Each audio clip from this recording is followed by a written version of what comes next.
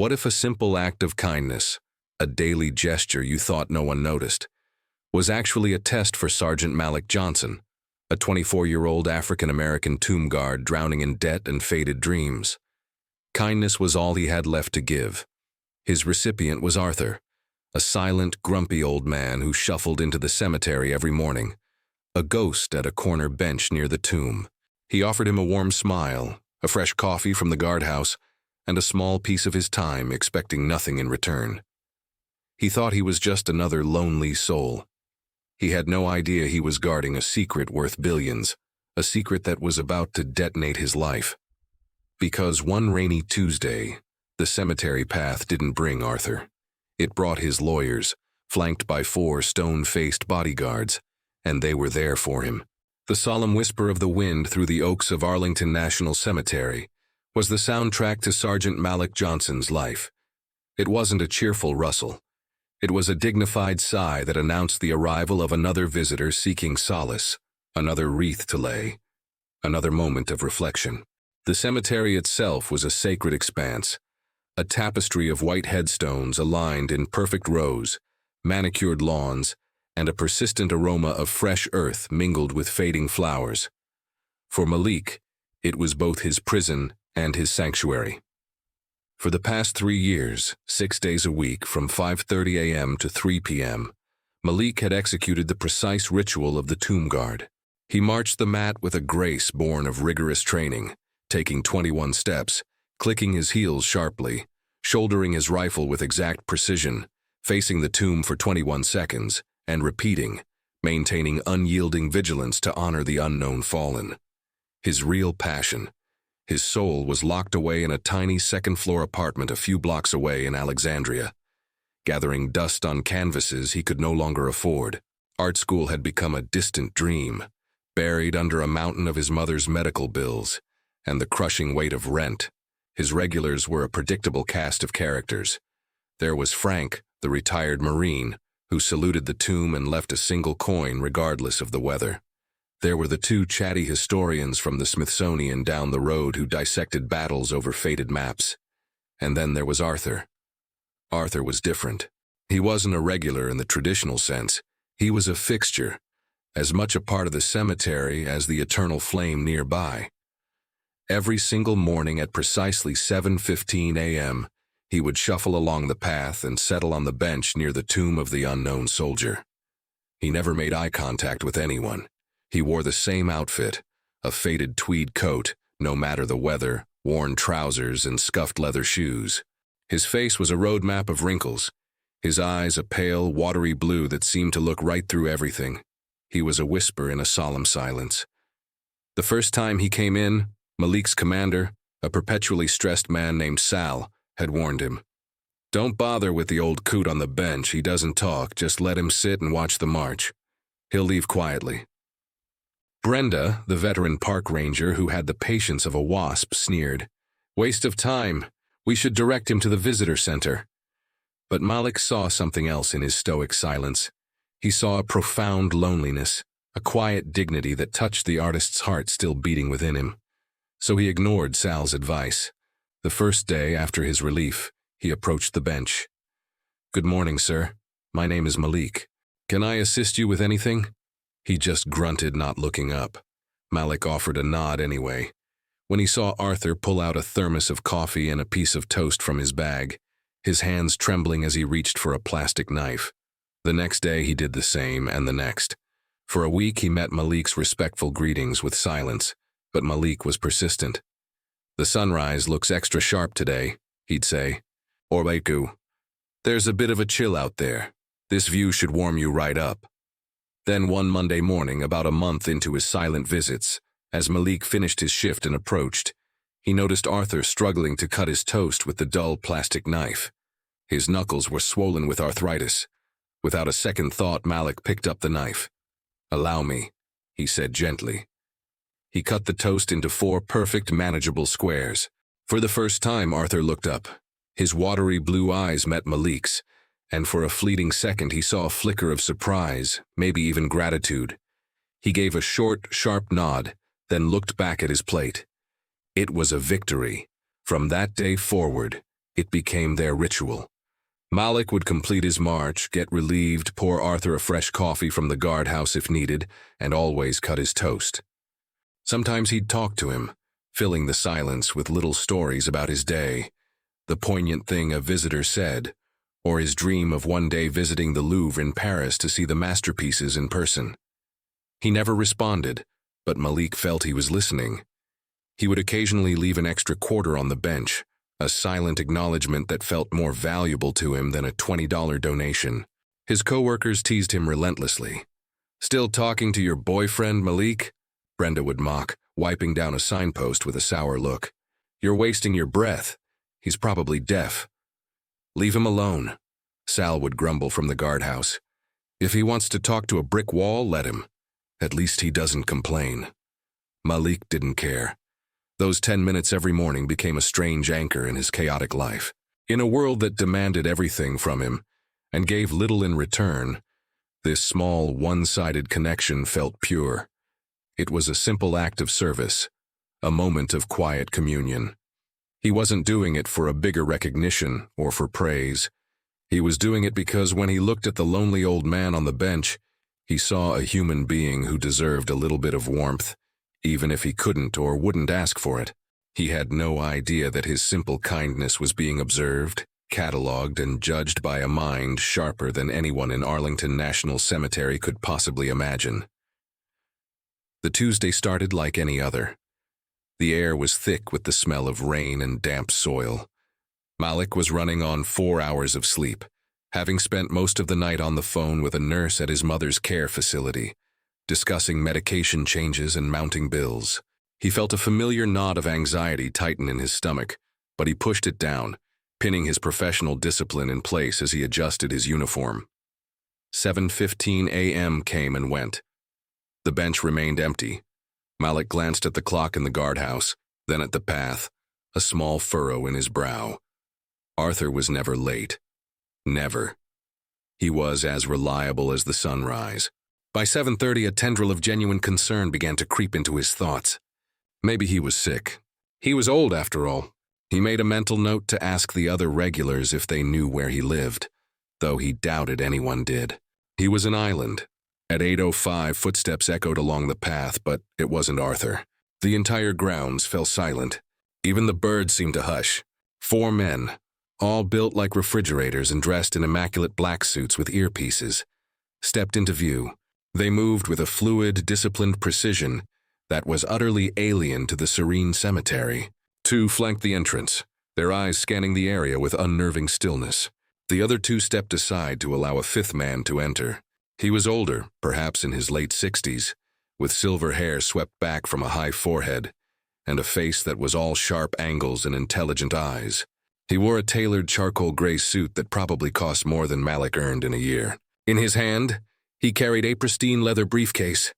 He looked around the grounds, his expression a mixture of mild distaste and focused purpose. "Can I help you?" Sal asked, wiping his hands on his uniform, his usual bluster completely gone. The man in the charcoal suit ignored him. His gaze swept the area until it landed on Malik, who was standing frozen at the edge of the mat. His shift just ending, he walked directly toward him, his expensive Italian shoes making soft, decisive sounds on the gravel. The 2 bodyguards followed a few paces behind, their presence sucking the very air out of the grounds. "Are you Sergeant Malik Johnson?" the man asked. His voice was calm, deep, and carried an authority that demanded an answer. Malik's heart hammered against his ribs. He could only nod, his throat suddenly dry. What was this? Was he in some kind of trouble? Did he witness something? Was this about his mother's bills? The man stopped in front of him. He gave him a long, appraising look. "My name is Marcus Davies. I am a senior partner at the law firm of Sterling Cromwell and Davies. I was the personal attorney for Mr. Arthur Pendleton." The name hung in the air. Pendleton, it sounded so formal, so important. It took Malik a moment to connect it to the quiet old man on the bench. Arthur. His name was Arthur Pendleton. "Arthur," he whispered. "Is Hay okay?" "He didn't come in this morning." Mr. Davies's expression softened almost imperceptibly. "Mr. Pendleton passed away peacefully in his sleep late last night." The weight of duty suddenly felt immensely heavy. A wave of unexpected grief washed over Malik. It was absurd. He barely knew him. He never said a word to him. But their silent ritual had become a part of his life, a small, steady point in his turbulent world. Now it was gone. Tears pricked at the back of his eyes. "Oh," he said, his voice small. "I'm so sorry to hear that." Brenda was watching from the ranger station, her mouth agape. Frank had paused his salute. The entire grounds were wrapped in silence, witnesses to a drama they didn't understand. Mr. Davies nodded curtly, as if acknowledging air-acquired pleasantry. Mr. Pendleton was a very specific man with very specific instructions. His final will and testament contains a provision that requires your immediate presence. If you would be so kind as to gather your things, a car is waiting outside to take us to my office for the reading. Malik stared at him, bewildered. "Will me? I think you have the wrong person. I just cut his toast." "There is no mistake, Sergeant Johnson," Davies said, his voice firm but not unkind. Mr. Pendleton was quite clear. "Your name is Malik Johnson. You are a tomb guard at this establishment, and for the past year and a half, you have cut his toast into 4 equal squares every morning without fail, and without ever being asked." The detail was so specific, so mundane that it stunned Malik into silence. He had noticed. Not only had he noticed, but he had told his lawyer about it. "Sal," he said, turning to his commander, who was looking pale and confused. I don't know what this is." "Go," Sal grunted. Finding his voice, "Brenda can cover the rotation," numbly. Malik adjusted his beret, grabbed his personal bag from the guardhouse, and walked back out onto the grounds. The 4 bodyguards and the lawyer formed a protective circle around him, creating a bizarre bubble of wealth and power in the humble cemetery as they escorted him out the gate, leaving the entire crew speechless. Malik felt a dizzying sense of unreality. The cold, damp air hit his face. A sleek black town car, a Lincoln Continental, wassailing at the curb. One of the bodyguards opened the door for him. As he slid onto the plush leather seat, he looked back at Arlington National Cemetery. It looked vast and timeless under the gray sky. He had a terrifying, electrifying feeling that he would never see it the same way again. The ritual was over. Something new and infinitely more complicated was just beginning. The ride to the law office was a silent, surreal journey through Washington, D.C. Malik stared out the tinted windows at the familiar monuments which now looked alien and distant. The car was an oasis of quiet luxury, smelling of leather and polish. Mr. Davies sat opposite him, reviewing documents from his briefcase, his face an unreadable mask of professionalism. Malik's mind was a whirlwind of confusion and a dull, aching sadness for the old man he never truly knew. The offices of Sterling, Cromwell and Davies were located in the penthouse of a gleaming skyscraper, in the heart of the financial district. It was a world away from Arlington National Cemetery, marble floors, towering glass walls with panoramic views of the Potomac, and hushed art-filled corridors greeted them. Malik, in his crisp uniform and polished shoes, felt like a stray cat that had wandered into a palace. He was led into a vast boardroom dominated by a long, polished mahogany table.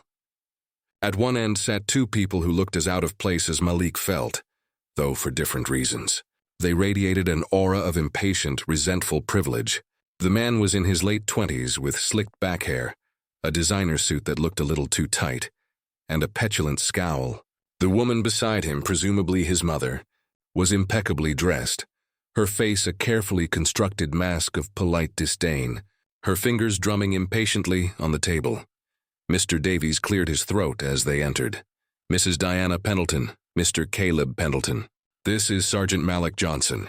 Caleb Pendleton's eyes swept over Malik in a single dismissive glance, a sneer twisting his lips. "This is who we've been waiting for? A tomb guard? Grandfather's gone senile after all." "Caleb, please," his mother chided, though there was no real heat in her words. Her gaze on Malik was just as cold. "Sergeant Johnson, please have a seat," Mr. Davies said, gesturing to a chair far down the table from the Pendletons. The distance felt intentional, a chasm between 2 different worlds. Malik sat, his hands clenched in his lap. The bodyguard stood impassively against the far wall. The tension in the room was thick enough to cut with a knife. "Now that all parties mentioned in the primary codicil are present, we can begin," Davies announced, opening a thick leather-bound document. He put on a pair of reading glasses and began to read in a dry, emotionless monotone. Most of it was legal jargon that flew right over Malik's head. Trusts, endowments to charities he'd never heard of, bequests to foundations.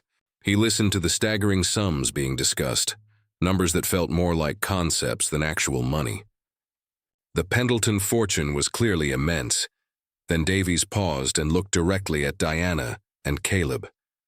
To my daughter-in-law Diana Pendleton and my grandson Caleb Pendleton, I leave the contents of the Pendleton Family Trust as contractually obligated by pre-existing family arrangements. This amounts to a principal sum of $10 million each. Caleb scoffed loudly. $10 million? That's it? That's an insult. The company is worth billions. Your grandfather liquidated the majority of his personal assets over the last 2 years, Davies said coolly. What he does with his personal fortune is and was his own prerogative. He owed it to us. We're his family, Diana snapped. Her polite facade cracking, Davies ignored them and continued reading. All remaining personal effects, properties, and the controlling interest in the Pendleton Global Holding Company are to be dealt with as follows. He took a breath. To my friend and physician, Dr. Alistair Finch, I leave the sum of $1 million. He turned a page. Malik held his breath, not knowing why he was even here. Maybe Arthur had left him a small token, a few hundred as a final, silent tip. That would be more than enough, a kind gesture from a quiet man. And now, Davies said, looking over his glasses directly at Malik, his voice resonating in the silent room, we come to the final provision. He read from the will. To Sergeant Malik Johnson, the young man at Arlington National Cemetery, who showed an old man kindness when he had no reason to, who treated him with dignity when others saw only a nuisance, and who, without fail, cut his toast, because he noticed his hands trembled. Malik's eyes filled with tears. He had noticed everything, Davies continued. To Sergeant Johnson, he leave a legacy of kindness returned.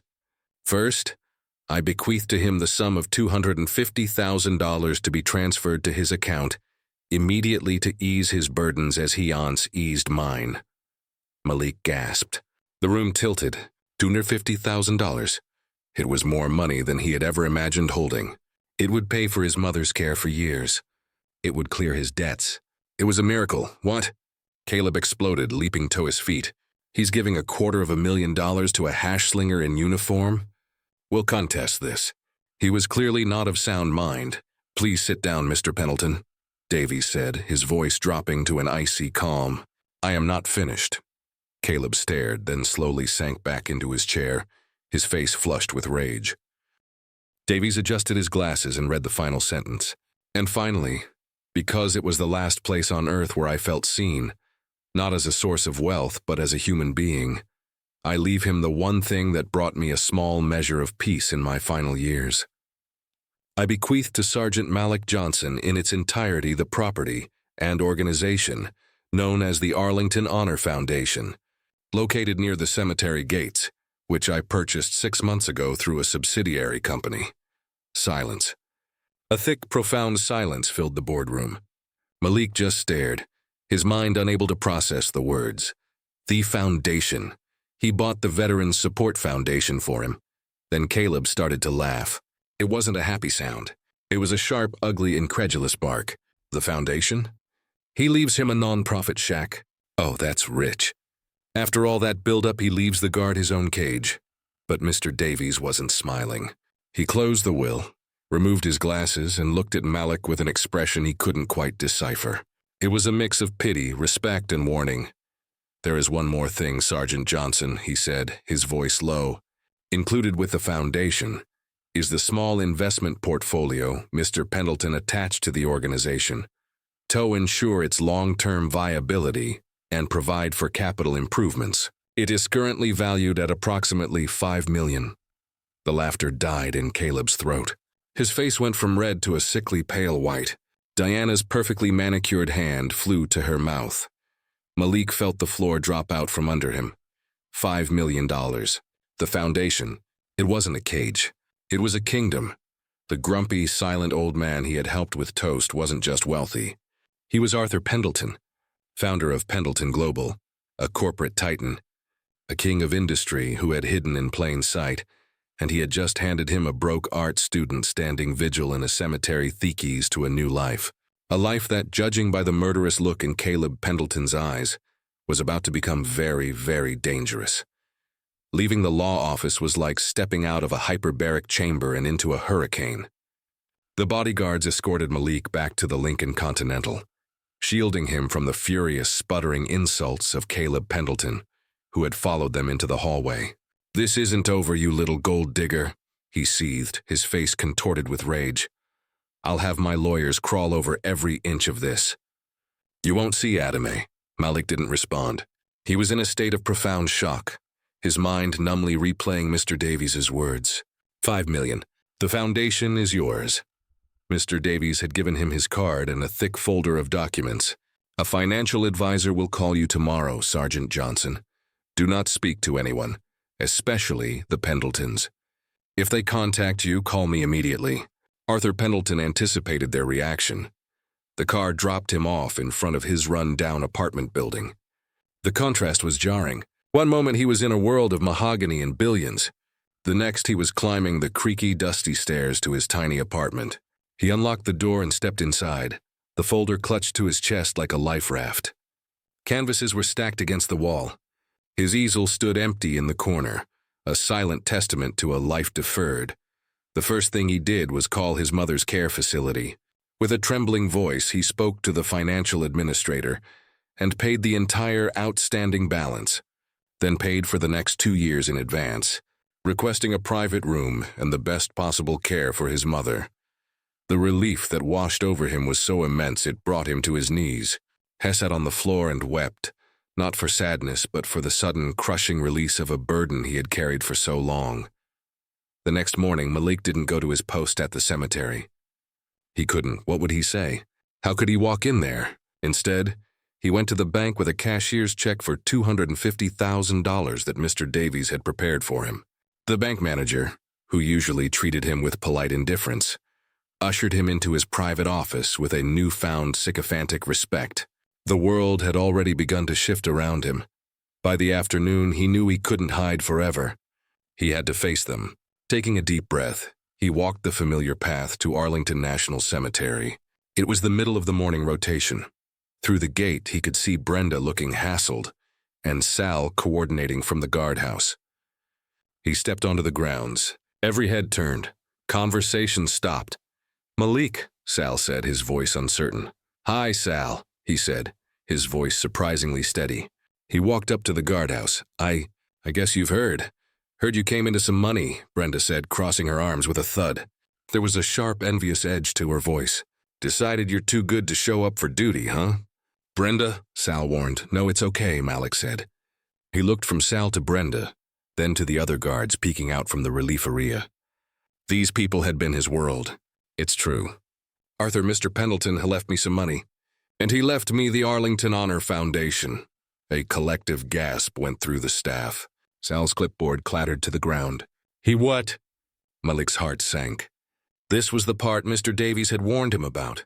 He opened the folder and pulled out a document. According to this, Sal, the foundation that supports our unit's operations, the one that funds the extra gear, the memorials, the veteran outreach, you've been coordinating with it as a liaison since it was set up 6 months ago. It was funded by a subsidiary called AP Holdings. Sal stared, his face turning ashen. AP Holdings. They offered a huge grant, more than we could dream of. I thought it was some anonymous donor who wanted to honor the fallen. I never thought. He sank onto a stool, looking utterly defeated. So I've been working with the old man all this time. And now I work for you. The absurdity of the situation hit everyone at once. Sergeant Malik Johnson, the quiet guard who was constantly pulling extra shifts, was now their benefactor. Brenda let out a short, bitter laugh. "Well, isn't this a fairy tale? So what now, boss? Are you going to disband us all and hire your friends?" The challenge hung in the air. This was his first test. Every eye was on him. He could feel the resentment, the disbelief, the fear. His old life was gone. He was no longer one of them. He was the owner, the other. Malik took a deep breath, pushing aside his own shock and fear. He thought of Arthur, of his quiet dignity. What would he have wanted? No one is getting disbanded, he said, his voice clear and firm, surprising even himself. Nothing is changing right now. Sal, you're the best commander in the regiment. Brenda, you can handle a full tour without breaking a sweat. This place runs because of you. I don't know the first thing about running a foundation. I'm going to need your help. His honesty seemed to deflate some of the tension. Sal looked up, a glimmer of hope in his eyes. Brenda just scowled, unconvinced. So, what's your big plan? Brenda challenged. Are you going to start funding gold-plated rifles? No, Malik said, a small smile touching his lips for the first time. But I am going to upgrade the guardhouse AC and get new boots for everyone. And we're going to expand the veteran outreach programs. It was the right thing to say. A few of the guards chuckled. These were their daily complaints, the small miseries of their duty. Hearing them acknowledged by the new owner, their former comrade, meant something.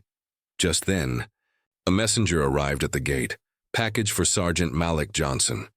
He handed him a slim, elegant box from the Sterling, Cromwell, and Davies law firm. Puzzled, Malik signed for it and opened it. Inside, nestled on a bed of velvet, was a single old-fashioned brass key and a handwritten note on heavy cream-colored stationery. The handwriting was shaky but clear. It was from Arthur. My dear Malik, it began. If you are reading this, then the world knows my secret and you have received my gift. The money is for your freedom. The foundation is for your heart. This key is for your future. It opens my private study. Marcus knows where. Go there, understand why. An old man's final request, AP. A key. A secret study. Malik looked up from the note, his mind racing. The inheritance wasn't just money and an organization. It was a mystery. And as he looked at the resentful faces of his new colleagues and thought of Caleb Pendleton's venomous threats, he realized he would have to solve it if he was ever going to truly claim his new life. The address Mr. Davies gave, Malik for Arthur's private residence, was on Embassy Row. It was one of those historic mansions with a gated entrance and a doorman who looked like a retired general. When the taxi pulled up, Malik felt a fresh wave of intimidation. He was wearing his best civilian clothes, a simple black suit he'd bought at a thrift store, but he still felt like an imposter. Mr. Davies was waiting for him in the lobby. His expression was somber. He hasn't allowed anyone into his personal residence in over a decade, he explained, as they rode a silent wood-paneled elevator to the penthouse. Not even his family. He conducted all his business from his corporate headquarters. This was his sanctuary. The elevator opened directly into Theracidence. Malik stepped out and forgot to breathe. It was vast, with floor-to-ceiling windows offering a breathtaking view of the National Mall. But it wasn't the view or the scale of the place that stunned him. It was the art. The walls were covered with masterpieces. A Monet hung over the fireplace, its water lilies shimmering in the afternoon light. A Degas sculpture of a dancer sat on a pedestal. A small, intense Van Gogh self-portrait stared out from a side wall. It was a private museum, curated with impeccable taste. He was one of the world's most discreet art collectors, Davies said softly, observing his reaction. This is what Caleb was truly after. This collection is priceless. The residence was immaculate, yet it felt profoundly lonely. There were no family photos, no clutter, just priceless art and elegant, sterile furniture. It felt like a gilded cage. The study is this way, Davies said, leading him down a long hall. He stopped at a heavy oak door. He gave me a sealed envelope with a key for myself, with instructions to open it only upon his death, to grant you access. I will wait for you out here. Malik's hand trembled as he inserted the brass key Arthur had left him. It turned with a satisfying click. He pushed the door open and stepped inside. The study was completely different from the rest of the residence. It was warm and lived in. Books crammed every shelf, from classic literature to modern military history. A large worn leather armchair sat beside a fireplace. A faint scent of old paper and pipe tobacco lingered in the air, but what dominated the room was the wall behind the massive desk. It wasn't covered in art. It was a corkboard stretching from floor to ceiling, covered in a complex web of photographs, stock charts, legal documents, and handwritten notes connected by colored strings. It was the strategic map of a general commanding a global empire. This was the real Arthur Pendleton, At the very center of this web, however, was something that didn't fit. It was a small, slightly blurry photograph. Malik stepped closer. It was a picture of a woman laughing, sitting on a checkered blanket in a park. She was beautiful, with kind eyes and a warm smile. Next to it was another photo. This one of the same woman standing proudly in front of Asmal Charming Memorial Site. The sign above the entrance read, Eleanor's Honor Memorial. Malik's eyes were then drawn to a series of newspaper clippings, yellowed with age. The headlines told a tragic story. Promising philanthropist Eleanor Pendleton dies in car accident. Corporate raider Harrison Vance acquires bankrupt veterans. Charity Network. Pendleton Global announces hostile takeover of Vance Industries. It all started to click into place. Eleanor must have been his wife. She was a founder of memorials and foundations for veterans, a creator of simple places for people to honor and heal. She had been killed, and a corporate predator named Vance had seemingly profited from her downfall, only to be crushed years later by a vengeful Arthur. Drawn by a name, he looked at a different section of the board. It was dedicated to Caleb. There were photos of him on yachts and nightclubs with a string of models. There were financial reports showing massive losses from a tech startup he'd founded with his grandfather's money. There were copies of checks Arthur had written to pay off Caleb's gambling debts. One note in Arthur's shaky hand read, "He has her name, but none of her heart." Finally, his eyes found a small empty space on the board. Tacked to it was a single recent photo. It was a candid shot taken from a distance of Malik himself. He was at the tomb after a shift, smiling as she helped a visitor. Pinned next to it was a small handwritten note. "He has her heart." Tears streamed down Malik's face. It was never about the toast. Not really. He wasn't testing his kindness. He was looking for a reflection of his lost wife, Eleanor. He was searching for someone with a good heart, someone who understood that the value of a place wasn't in its prestige, but in the warmth and dignity it offered. The cemetery wasn't just any site. It reminded him of his wife's dream. In leaving the foundation to Malik, he wasn't just giving him a gift. He was entrusting him with Eleanor's legacy. Suddenly, a new determination hardened his grief. This wasn't just about money anymore. It was about honoring the faith of a lonely old man who had lost everything that truly mattered to him. Caleb didn't just want the money. He wanted to destroy the last thing his grandfather had built. The one thing Arthur believed was a worthy legacy. He walked over to the desk. On it was a single sealed envelope addressed to him. He opened it. Inside was a letter and a stock certificate for a single share of Pendleton Global. The letter read, "Malik, knowledge is power. This single share gives you the legal right to attend the annual shareholder meeting next month. Caleb will be there. He will try to seize control of the board. He thinks you are a nobody. Prove him wrong. Everything you need is in this room. Your friend, Arthur." Malik looked around the study at the web of power, at the story of love, loss, and revenge. It was a complete dossier on the Pendleton Empire and its enemies. Arthur hadn't just given him a foundation and a fortune. He had given him an arsenal. The war with Caleb Pendleton was coming, and Arthur had just armed his most unlikely soldier for the fight of his life. The following weeks were a blur. Off transformation for Malik, he spent his days at the cemetery and his nights in Arthur's study. Mr. Davies had arranged for him to have unlimited, discreet access to the residence. The bodyguards, now on his payroll, would drive him there after his shift at the tomb. At first, his presence at Arlington was awkward. He tried to fall back into his old role, marching the mat and standing vigil. But Sal and the others wouldn't let him take extra burdens. "You're the owner now, Malik," Sal said gently, taking over a rotation one afternoon. "You should be at the foundation office looking at the books. Let us handle this." He was right.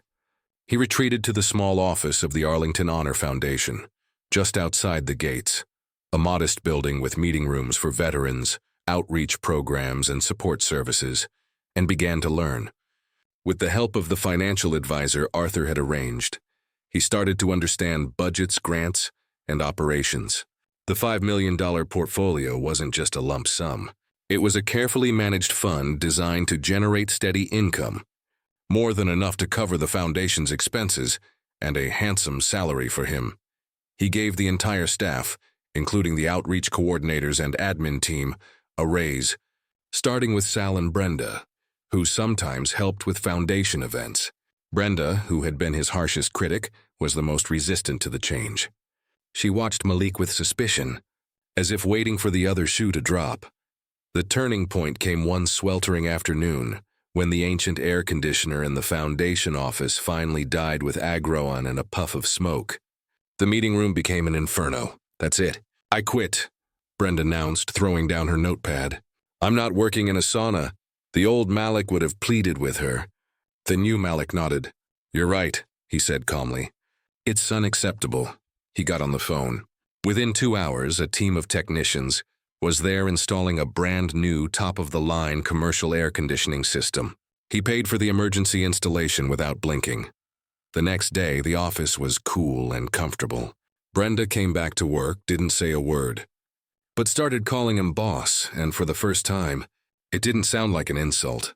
Malik had earned a sliver of respect, not with words, but with action. His nights were spent in a different world. In Arthur's study, he became a student of power. With Mr. Davies as his reluctant tutor, he began to unravel the complex web on the corkboard. He learned about shell corporations, leveraged buyouts, and proxy battles. He read Arthur's private journals, filled with his observations on business, life, and his profound, unending grief for Eleanor. He learned about Caleb's recklessness, his failed ventures funded by his grandfather, and his deep-seated resentment. He discovered Arthur's master stroke. In his final years, he had been systematically divesting pieces of Pendleton Global, making the core company leaner, but also more vulnerable. He had converted most of his personal fortune into a series of anonymous charitable foundations. Caleb's inheritance was intentionally capped. Arthur had starved his grandson of the resources needed for an easy corporate takeover. Caleb thought he was inheriting a kingdom. Arthur had left him a battlefield with a depleted army. The one thing Caleb did have was the support of a few key board members who were loyal to his father and saw him as the rightful heir. His plan, as pieced together from Arthur's notes, was clear.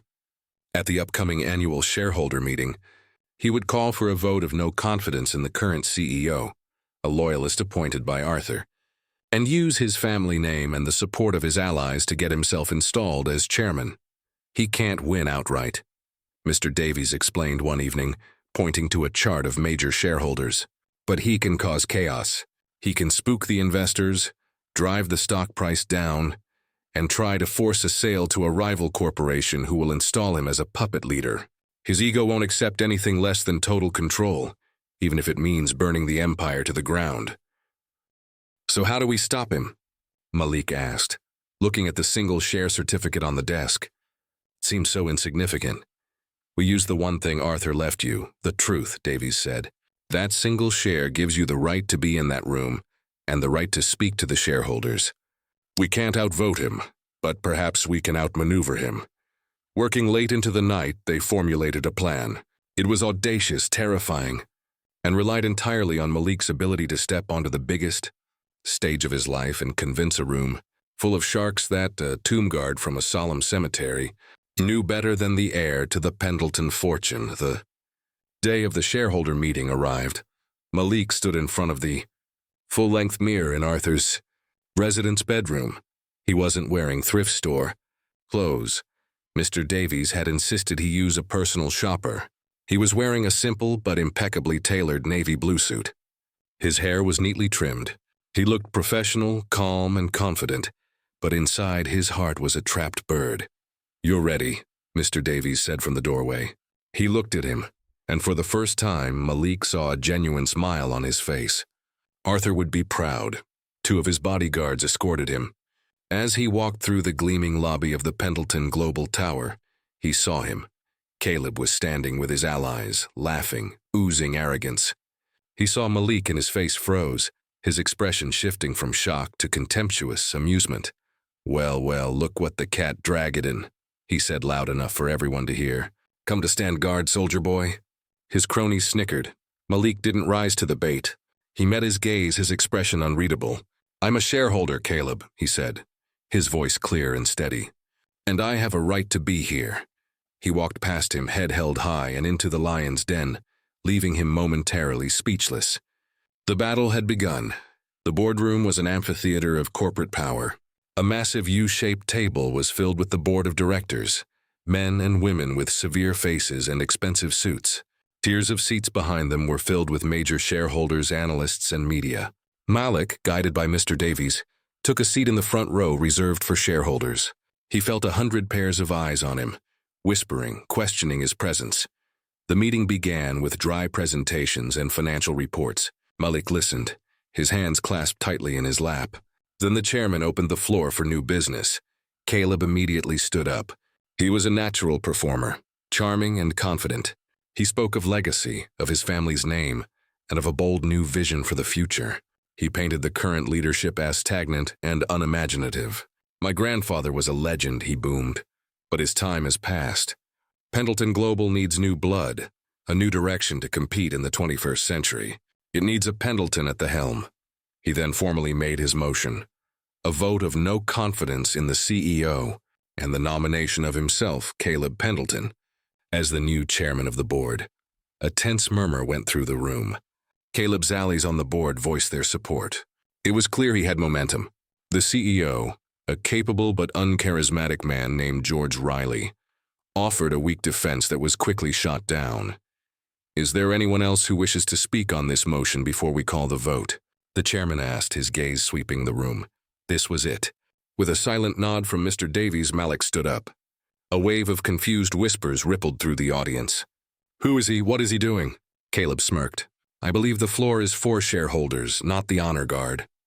I am a shareholder, Malik said, his voice amplified by the microphone at his seat. It trembled slightly at first, then found its strength. My name is Malik Johnson. He didn't look at Caleb. He looked at the faces of the board members, the investors. Mr. Pendleton speaks of his grandfather's legacy. I'm here today because I, too, was a part of Arthur Pendleton's legacy. Not the legacy of billions of dollars in corporate takeovers, but the legacy of his final years. He told them his story. He didn't embellish it.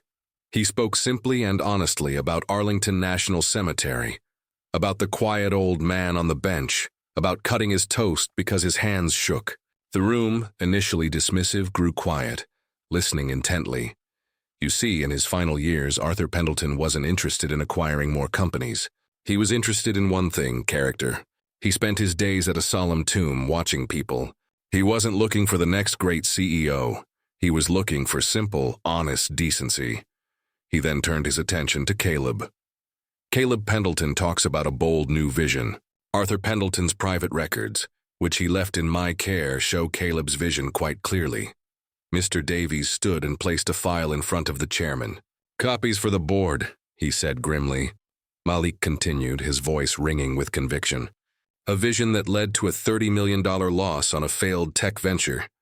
A vision that required his grandfather to pay off over $2 million in personal gambling debts. A vision of such recklessness that Arthur Pendleton, in his own handwriting, wrote, My grandson has the ambition of a king, but the judgment of a fool. He didn't leave his empire to Caleb, not out of spite, but out of a fiduciary duty to protect it from the one person he knew would destroy it. Gasps echoed through the room. Caleb's face had turned a blotchy, furious red. These are lies. Slander. Are they? Malik challenged, his gaze unwavering. The documentation is all there. Arthur Pendleton saw that the heart of this company wasn't its stock price, but its integrity, an idea his grandson has never understood. He then played his final card. But I'm not here to ask you to believe me or to simply reject Caleb. I'm here to honor Arthur's true final vision. He didn't want another king on the throne. He wanted stewardship. He looked directly at George Riley, the beleaguered CEO. He left notes praising Mr. Riley's caution, his stability, his loyalty. He believed in him, but he also knew the company needed a soul. He turned back to the board. Therefore, as a shareholder, I propose an amendment to the company's charter, the creation of the Pendleton Legacy Foundation, to be funded by 10% of the company's annual profits, dedicated to supporting veterans' causes and funding educational scholarships for military families. And I nominate myself, Malik Johnson, tomb guard at Arlington National Cemetery and Arthur Pendleton's chosen heir, to ruin it. It was a master stroke. He wasn't asking for power over the company. but for a position of moral authority within it.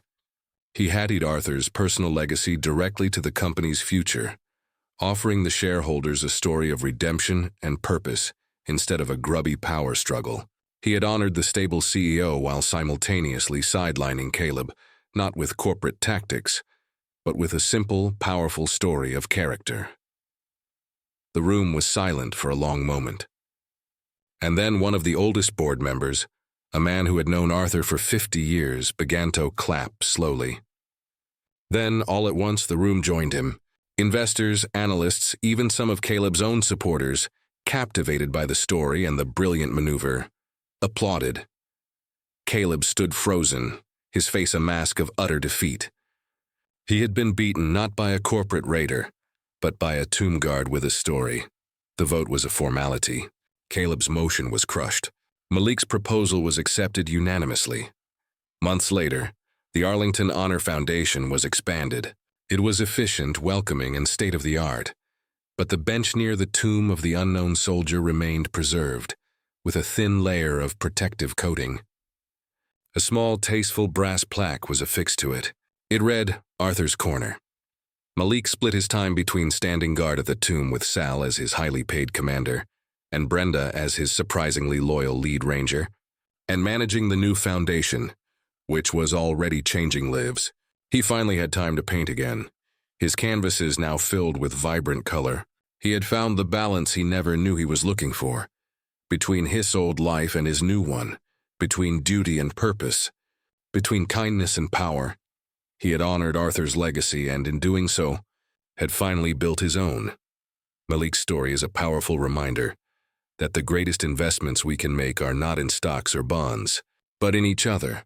A simple act of compassion, a moment of dignity offered to someone who seems to have nothing, can ripple outward in ways we can never predict. Arthur Pendleton had all the money in the world, but he died searching for something money could never buy: genuine human connection. He found it in a solemn cemetery, in the hands of a tomb guard who chose to be kind. Malik didn't just inherit a fortune, he inherited a responsibility, proving that true wealth isn't what you have, but what you do with it. His story asks us a question: who are the silent Arthurs in our own lives?